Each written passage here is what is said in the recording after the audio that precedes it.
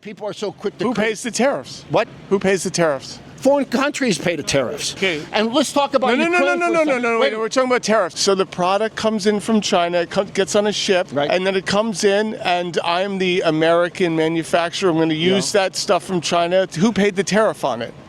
The Chinese government pays a tariff. No, they don't. Yes, they do. You're thinking because you're paying more for that product. Because the Chinese product... It's going to be more expensive. It is. But look what's happening now, guys. You go to Europe. I travel to China often. I travel to Europe often. You don't see like a Buick in China. But you see these Asian, you see these BMWs, Audi, and all that. Why do you think? I really need you to understand this.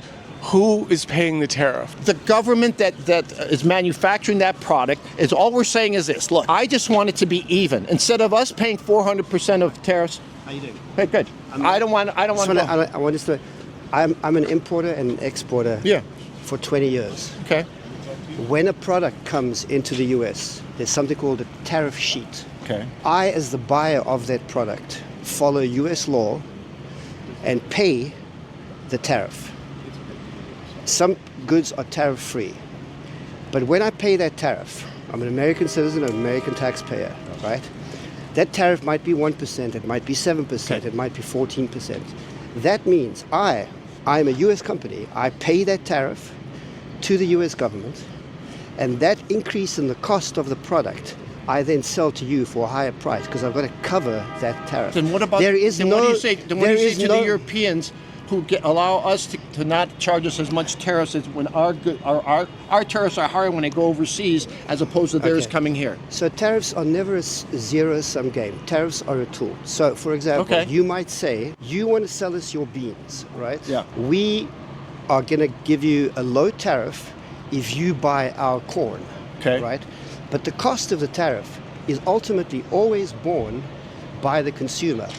The end consumer always pays the tariff. But then don't you think at the end of the day there may be more competition within the market of the U.S. government if not only now there's not the cheap Chinese product coming in, but you also now have the American manufacturer. You're confusing the question. This is not a question of competition.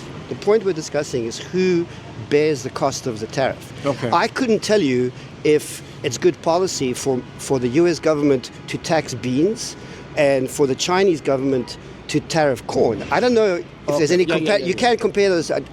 That's beyond my expertise. But what I can absolutely assure you on my eyes is that a product that comes into the US is paid for by a US company, and the increased cost of that is borne by all of us.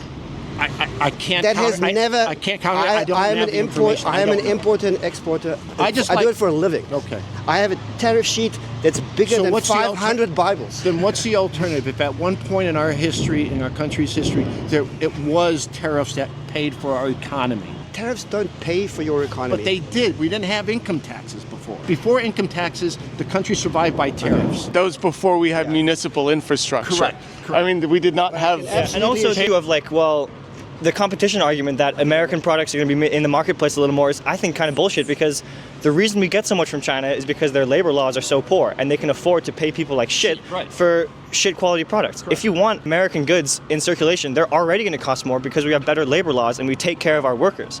So if you want American products in the marketplace made cheaper through tariffs, you're going to have to really screw American workers, pay them less, give them less benefits, no health care. Like, it's not a good idea to have 100% American-made products because it'll be so expensive, and you're already complaining about high prices. I don't think the effort is suggesting that it's only 100%. What they're saying is make it a even playing field. My understanding is that the tariff is lopsided to benefit other countries as opposed to ours. The suggestion is just to bring it up to make it equal. That's it. You're framing this in a way that doesn't make any sense. Tariffs are not about equalization, right? They're about access to the marketplace. Okay. So you cannot say, like, for example, a company in the US may feel that a certain technology from a different country is advantageous, they can sell it here at a profit, right? That doesn't mean that the US government or some Chinese or German or Australian company has some kind of like equalization calculus that they're engaging. Oh, because we're sending our products there, therefore it's good that we're bringing it. That's not how tariffs work. That's not how tariffs work. but the trade relationship between two countries, tariffs come into play with the trade relationships between countries. That's why you have free trade agreements, right? Right. But it doesn't mean that even within the free trade agreement there are not tariffs. There are multiple millions of tariff agreements between countries. The European Union may have free trade agreements within it, but there are products that go out that are still tariffed. Yes. But it's still the But- consumer. But the consumer, I absolutely assure you, I do this for a living.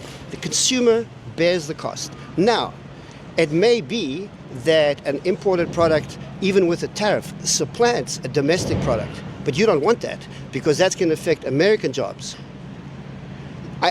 If there's one thing you should take away from this extended conversation is you are always paying the tariff. Me, you, everyone here is always paying the tariff. Fair enough.